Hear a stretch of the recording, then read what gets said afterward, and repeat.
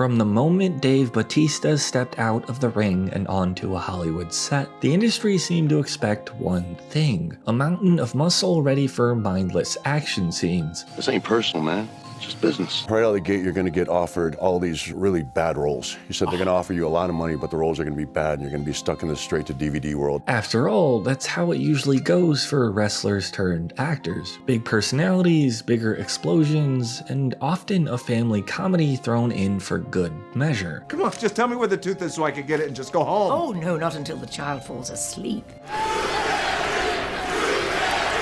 Dwayne "The Rock" Johnson capitalized on that formula, and so did John Cena, though each found their own lane. But Dave Bautista, he deliberately chose a different road. Suck it up, pass on them. So you passed on... A lot of films, and I went broke. But I want the deeper roles because I want to prove myself as an actor. So those roles are just super few and far between. Fewer surefire box office hits, more artistic risks, and a whole lot of questions about whether anyone would take him seriously. So at 6'4", 240 pounds, next to your typical actor, I look like a gorilla, and it's distracting. So. In a weird way, WWE actually is a great training ground for actors. It smuggles in high-stakes drama into a normally high-octane, action, sweat, and blood-fueled viewing experience. There's anger, passion, determination, and opposition. Low points, high points, growth, and change. You can't just phone it in. However, WWE is more like a dude-flavored soap opera. Don't get me wrong, Bautista got his start in a very physical world, but that raw physicality and soap opera level drama was merely the foundation. Surrounded by a huge audience by 360 degrees, and then you move into film and it's so intimate. I will not have another wrestling match. I will go broke before I have another wrestling match. The real story begins when he took on a role in Marvel's Guardians of the Galaxy. I barely worked for 3 years. Guardians is, when I finally landed Guardians, it was just a big sigh of relief. On the surface, you'd think, okay, big guy, big action, big punchlines. When I was even first announced that I was up for the role, it wasn't even doubt, it was like a backlash of people just, they're comic book characters and they wanted Drax, their beloved Drax, played by a professional actor. But instead of a one-note bruiser, he gave us Drax the Destroyer. I can't imagine anyone else playing Drax. It's totally Dave. It has been Dave since the moment he walked in and he and I screen tested together, like everybody knew. A literal-minded warrior whose comedic timing sent audiences roaring with laughter. There was heart in that performance and a surprising innocence. They always describe Drax as hell-bent on revenge. And I always say that more than anything, Drax is really just heartbroken. So a lot of the rage is really just to cover up pain. Critically, it showed that Bautista could do more than just flex and fight. That was step one. Next came Blade Runner 2049. Here, Bautista had only a few short minutes of screen time, just an intro scene as the replicant Sapper Morton, but his presence resonated. Because you've never seen a miracle.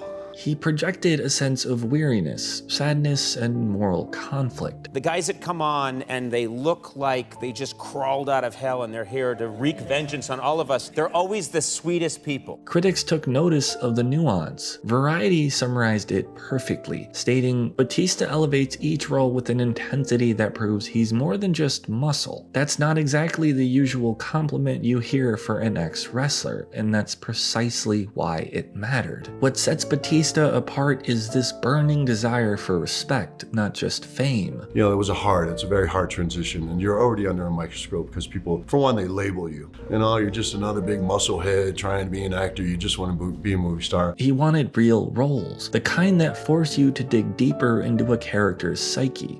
Because that's why I do this, because I love it. So I'm looking for those roles, those directors to just bring out the best of me, because it just makes me feel validated. That was also the standard he had set for Dune, playing the ruthless, hulking beast Rabban Harkonnen. We're losing too many men to the desert. Rats.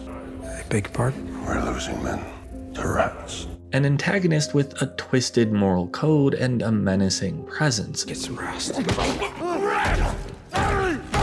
On paper, it might read like another one-dimensional brute. On screen, Bautista's performance radiated anger, desperation, and just enough vulnerability to be unnerving. Now, that's not to say he won't do popcorn flicks. Have you ever been shot? Yes. Can we see the scars? Helen. It's just that he's always tried to add substance. When I think of myself, I'm this very serious, dramatic actor. I mean, that's who I aspire to be. So really, when I set out to make my way through Hollywood, I really wanted to have a well-rounded career. Whether it's comedic timing or genuine emotion. Look at his work in Stuber, where he turned a buddy cop premise and injected it with comedic energy alongside Kumail Nanjiani. It's your first comedy. It so is. how was it to do your first comedy with Kumail? I was very fortunate. Jeez, cut. No electric cars. Don't laugh. Don't laugh. My fault. Or Army of the Dead, directed by Zack Snyder, where he balanced brute force with moments of tenderness and guilt. Each time, he's adding new layers to the stereotypical ex-wrestler action star mold. Because I thought there was just a lot of opportunity to add depth to this guy, to add emotion to this guy, to make him an unpredictable action hero, to make him not generic, to make him just something different. And that willingness to experiment has become Bautista's signature trait. He's gone on record saying, "I want that respect from my peers, from audiences, as a real actor, not just a headline or gimmick." Let's contrast this for a moment with some of his wrestling peers. The Rock commands massive paychecks for gargantuan blockbusters. Rampage, Skyscraper, Jumanji, great for broad audience appeal. John Cena leans heavily into comedic timing and family-friendly roles, eventually branching into more edgy comedic territory like Peacemaker and action flicks like Hidden Strike. But they tend to stick to a brand you can predict. Bautista, on the other hand, goes from a Marvel franchise to a quiet, thoughtful part in Blade Runner 2049, then leaps into a comedic buddy flick, and finally signs up for a Knives Out sequel that's less about action and more about playing an obnoxious influencer with a sinister streak. You tell your mother to shut up. Sorry, it's just when we're live. What? When we're... What? Jeez, Mom, sorry. It's not the easy route. He risks smaller paychecks, uncertain box office returns, and fewer guaranteed marketing tie-ins. But that's the point. Because I was really on top. It was like, Mom, I think I'm going to leave professional wrestling. I really want to pursue acting. She said, "You're crazy." He's forging a path based on craft, not just name recognition. And I went and I did this film and I realized what a horrible actor I was. Like, so bad. I was really embarrassed and I just wanted to prove to myself that I could be better. I mean, I left that set just feeling unfulfilled. I had the itch, man. I just wanted to get better. If you browse through his filmography, you might see a pattern, teaming up with visionary directors who challenge him. Denis Villeneuve, Rian Johnson, James Gunn, Zack Snyder, even M. Night Shyamalan in Knock at the Cabin. He's like this giant, and he can emote in a kind of very complicated and intricate way, and I think all those things have to collide to get a performance like the one he did in Knock at the Cabin. These aren't exactly directors known for safe choices, and that's what Bautista craves, real collaboration and the chance to grow as an actor, rather than waltzing through another paint-by-numbers explosion fest. This approach begs the question, is it paying off? His performance, I said, this guy's special. He's not just some wrestler who became an actor. He is working on it. Then I saw him in Knock at the Cabin. Best part of the movie was him. Box office numbers might say he's not raking in the same blockbuster billions as The Rock, but critics keep highlighting the depth he brings to each role. Fans talk about how he steals scenes, even when he's sharing the screen with A-listers, and that kind of reputation is gold for a long-term career, especially one looking for awards, respect, and artistic fulfillment. Not so much being an action star and being